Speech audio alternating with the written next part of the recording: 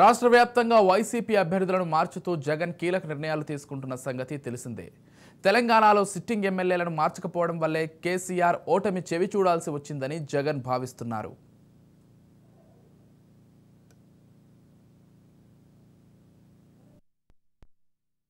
TDP నుంచి వైసీపీలో చేరిన ఆ నలుగురికి టికెట్ దక్కడం లేదా? వైసీపీ హైకమాండ్ హ్యాండ్ ఇవ్వనుందా? తెలంగాణలో ఫలితాలతో ఈ నిర్ణయానికి వచ్చిందా? ఏపీ పొలిటికల్ వర్గాల్లో ఇదే చర్చ నడుస్తోంది. గత ఎన్నికల్లో టీడీపీ ఎమ్మెల్యేలుగా గెలుపొందిన మద్దాలి గిరి, వల్లభనేని వంశీమోహన్, కరణం బలరామకృష్ణ, వాసుపల్లి గణేష్ కుమార్ వైసీపీలోకి ఫిరాయించారు. మీకు సముచిత స్థానం కల్పిస్తాం, మరోసారి టికెట్లు ఇస్తామని ఆఫర్ ఇచ్చి మరీ తీసుకెళ్లారు. కానీ ఇప్పుడు ఏకంగా టికెట్లు ఇచ్చేందుకు సుముఖత చూపలేదు. దీంతో వీరి పరిస్థితి ప్రశ్నార్థకంగా మారింది. రాష్ట్ర వ్యాప్తంగా వైసీపీ అభ్యర్థులను మార్చుతూ జగన్ కీలక నిర్ణయాలు తీసుకుంటున్న సంగతి తెలిసిందే. తెలంగాణలో సిట్టింగ్ ఎమ్మెల్యేలను మార్చకపోవడం వల్లే కేసీఆర్ ఓటమి చెవి చూడాల్సి వచ్చిందని జగన్ భావిస్తున్నారు. ముఖ్యంగా కాంగ్రెస్ పార్టీ నుంచి ఫిరాయించిన ఎమ్మెల్యేలు ఓడిపోవడాన్ని గుర్తించారు. అందుకే తాజా ఫార్ములాను అమలు చేస్తున్నారు. నియోజకవర్గాల్లో వ్యతిరేకత ఉన్న ఎమ్మెల్యేలను మార్చుతున్నారు. టీడీపీ నుంచి వచ్చిన ఎమ్మెల్యేలను సైతం వివిధ కారణాలు చూపుతూ స్థానచలనం చేయడానికి సిద్ధమవుతున్నారు. అలా పక్కకు తప్పించే ఏర్పాట్లు చేస్తున్నారు.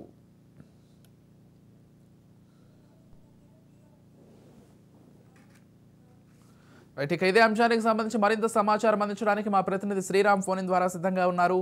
చెప్పండి శ్రీరామ్. విశాఖ నగరంలో దక్షిణ నియోజకవర్గానికి ఒక ప్రాముఖ్యత ఉంది. టీడీపీ 2014 ఎన్నికల్లో 19 ఎన్నికల్లో వరుసగా విజయం సాధించింది. అదే ఊపి మీద 2024 ఎన్నికల్లో కూడా విజయం సాధిస్తారని రాజకీయ పండితులు అప్పట్లోనే విశ్లేషించారు. అయితే అనూహ్యంగా టీడీపీ తరఫున గెలిచిన వాసుపల్లి గణేష్ వైసీపీలోకి జంప్ చేశారు. అతను నేరుగా జాయిన్ అవునప్పటికీ కూడా తన కుమారుడిని వైసీపీలో జాయిన్ చేస్తున్నట్టుగా ప్రకటించారు. టెక్నికల్ గా మాత్రం అతను టీడీపీలో ఉంటున్నట్టు, కానీ వైసీపీ తరఫున పనిచేస్తున్నారు. ఈ కోవలోనే ప్రస్తుతం దక్షిణ నియోజకవర్గంలో వాసుపల్లి భవిష్యత్ ఏంటనేది ప్రశ్నార్థకంగా మారింది. ఇదే నియోజకవర్గానికి సంబంధించి సుధాకర్ వైసీపీకి సంబంధించి కీలకంగా వ్యవహరిస్తున్నారు. అతను కూడా ఈ నియోజకవర్గానికి సంబంధించి తానే 24లో పోటీ చేస్తానని చెప్తూ వచ్చారు.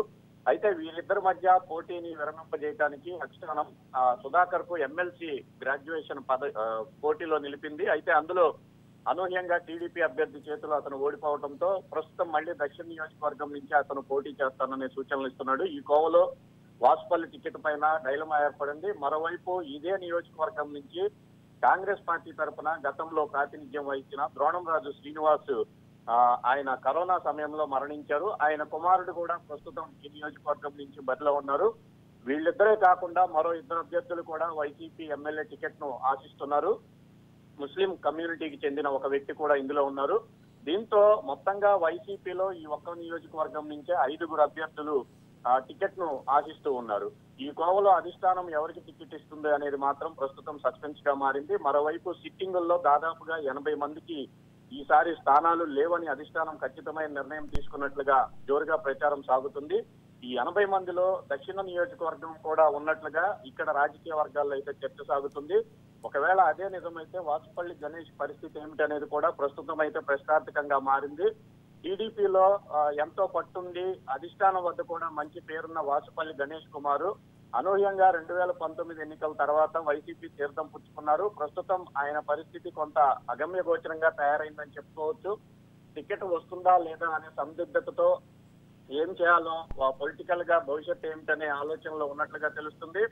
తిరిగి టీడీపీ వైపే అతను మొగ్గు చూపుతారనే ప్రచారం కూడా జోరుగా సాగుతున్నప్పటికీ ప్రస్తుతానికైతే అతని వద్ద నుంచి ఎటువంటి సూచనలు సంకేతాలు అయితే అందటం లేదు. ప్రస్తుతం ఎన్నికల రాజకీయ వాతావరణం వేడెక్కుతున్న నేపథ్యంలో మరోమారు ఈ దక్షిణ నియోజకవర్గానికి సంబంధించిన అంశం వెలుగులోకి వచ్చింది. వాసుపల్లి గణేష్ కు టికెట్ వైసీపీ తరపు నుంచి ఉండదు అనే ప్రచారం జోరుగా సాగుతున్న నేపథ్యంలో ఆయన పక్క పార్టీ వైపు, అంటే ఏదైతే తన మాతృ పార్టీ ఉందో టీడీపీ వైపుకే వెళ్ళవచ్చుననే చర్చలు కూడా జోరుగా సాగుతున్నాయి. ఇక వైసీపీకి సంబంధించి మిగిలిన 4 ఎవరైతే ఈ స్థానం కోసం పోటీ పడుతున్నారో వారికైనా ఈ టికెట్ వస్తుందా అనేది కూడా సందిగ్ధంగానే ఉంది. కొత్త అభ్యర్థిని ఎవరినైనా ఇక్కడి నుంచి పోటీ చేయించే ఆలోచనలు అధిష్టానం ఉన్నట్లుగా అయితే తెలుస్తుంది. మొత్తానికైతే ఆ పార్టీ మారిన వాసుపల్లి గణేష్ కుమార్ పరిస్థితి అయితే ఈ నియోజకవర్గంలో కొంత అగమ్య గోచరంగా ఉందని చెప్పుకోవచ్చు. విజయ్. ఎస్ శ్రీరామ్ అంటే కేవలం ఎవరైతే అభ్యర్థులు ఉన్నారో వాళ్ళు కొంత అసహనానికి లోనవ్వడమే కాకుండా నియోజకవర్గాల్లో కొంత అటు ఇటు అయ్యే అవకాశం ఉంది వైసీపీకి ఖచ్చితంగా ఈ పరిణామాలన్నీ చూస్తుంటూ విశ్లేషకులు భావిస్తున్నారు. ఎందుకంటే ఎవరైతే టికెట్ ఆశించి భంగపడతారో అది కూడా స్థానికంగా ఉండేటువంటి ఎమ్మెల్యేకి టికెట్ ఇవ్వకుండా కొత్త అభ్యర్థికి టికెట్ ఇస్తే ఖచ్చితంగా వైసీపీపై నెగిటివ్ ప్రభావం పడే అవకాశం కూడా ఉంది. ఎందుకంటే వాళ్ళంతా కూడా అసమ్మతి గళం వినిపించి ఇతర పార్టీలోకి వెళ్ళినా లేకపోతే ఇండిపెండెంట్గా పోటీ చేసినా కానీ తిరిగి మళ్ళీ వైసీపీకే ఖచ్చితంగా ఇబ్బంది ఎదురవుతుందనేటువంటి ఒక విశ్లేషణ కూడా జరుగుతోంది. ఎలా చూడాలి ఈ అంశాన్ని మొత్తంగా? ఖచ్చితంగా విజయ్, విశాఖ దక్షిణ నియోజకవర్గానికి తీసుకుంటే వైసీపీ తరపు నుంచి 2 ఏళ్ల క్రితం 10 మంది వరకు కూడా అభ్యర్థులు ఈ నియోజకవర్గం నుంచి పోటీ చేయాలనే ఆలోచనలో ఉండేవాళ్ళు. ఈ కోవలోనే ఆ పార్టీకి సంబంధించిన 2 కీలకమైన కార్పొరేటర్లు కూడా తదనంతరం జరిగిన పరిణామాలలో పార్టీని వీడి జనసేన తీర్థం పుచ్చుకున్నారు. ఈ కోవలోనే ఈ నియోజకవర్గం నుంచి ప్రస్తుతం 5 మంది టికెట్ ను ఆశిస్తూ ఉన్నారు. నియోజకవర్గం నుంచి 5గురికి టికెట్ ఇచ్చే అవకాశం లేదు కాబట్టి ఖచ్చితంగా మిగిలిన వారంతా కూడా అసంతృప్తిగానే ఉంటారు. వీరిలో ద్రోణంరాజు శ్రీనివాస్ గారి కుమారుడు, అలాగే సుధాకర్ అనే వ్యక్తి కూడా చాలా కీలకమైన వ్యక్తి. వీళ్ళు ఇద్దరు కూడా బ్రాహ్మణ సామాజిక వర్గానికి చెందిన వాళ్ళు. ఈ నియోజకవర్గంలో ఎంతో కొంత పట్టున్న నాయకులు. వీరితో పాటుగా రెహమాన్ అని గతంలో ఆయన కూడా టీడీపీలోనే ఉన్నారు, ప్రస్తుతం వైసీపీలో కొనసాగుతున్నారు. ఆయన కూడా దక్షిణ నియోజకవర్గం నుంచి బరిలోకి నిలవాలనే ఆలోచనతో ఉన్నారు. మొదటి నుంచి కూడా వైసీపీ అధికారంలోకి వచ్చినప్పటి నుంచి కూడా తన ప్రయత్నాలను అయితే కొనసాగిస్తున్నారు. ఈ కోవలో వీరందరినీ కాదని అనూహ్యంగా టీడీపీ నుంచి గెలిచిన వాసుపల్లి గణేష్ కుమార్ ని తీసుకొచ్చి ఈ నియోజకవర్గానికి బాధ్యుడిగా చేశారు. మొత్తానికైతే ఆయన వచ్చినప్పటి నుంచి ఇటు వైసీపీ అటు టీడీపీ వర్గాలకు సంబంధించి క్షేత్రస్థాయిలో అయితే ఆందోళనలు కొనసాగుతూనే ఉన్నాయి. ఎక్కడా కూడా కలిసి పనిచేసిన దాఖలాలు అయితే లేవు. ఈ కోవలో ఎన్నికల సమయం దగ్గర పడుతున్న కొద్దీ అటు టీడీపీ నుంచి వాసుపల్లి గణేష్ కుమార్ ఇప్పుడు వైసీపీ టికెట్ ఇస్తారా లేదా అనేది ఒకవైపు సందేహం ఉంటే, ఒకవేళ టికెట్ ఇచ్చిన టీడీపీకి సంబంధించిన కార్యకర్తలు ఆయనకు సంబంధించి పనిచేస్తారా లేదా అనేది కూడా ఆలోచించాల్సిన విషయం. ఒకవేళ వాసుపల్లి గణేష్ కాదని వైసీపీకి సంబంధించి వేరే అభ్యర్థికి టికెట్ ఇస్తే మిగిలిన అభ్యర్థులు అతనికి సహకరిస్తారా కొనసాగుతుంది. మొత్తానికైతే ఎటు చూసుకున్నా కానీ దక్షిణ నియోజకవర్గంలో అయితే వైసీపీ పార్టీకి కొంత రాజకీయంగా సందిగ్ధ పరిస్థితులు అయితే కొనసాగుతున్నాయి. ఎవరికి టికెట్ ఇచ్చినప్పటికీ కూడా 4-5 అభ్యర్థులు వాళ్ళకి వ్యతిరేకంగా ప్రచారం చేసే అవకాశాలు అయితే స్పష్టంగా కనిపిస్తున్నాయి. ఇది కాకుండా క్షేత్రస్థాయిలో ప్రభుత్వ వ్యతిరేక ఓటు ఏ విధంగా ఉంటుంది, ఒకవేళ టికెట్ వేరే వాళ్ళకి ఇస్తే వీళ్ళు ఆపోజిట్ పార్టీకి మద్దతు ఇస్తే ఖచ్చితంగా సీట్లో ఓటమి పాలయ్యే అవకాశాలు ఉన్నాయనే కోణంలో కూడా అధిష్టానం ఆలోచిస్తుంది.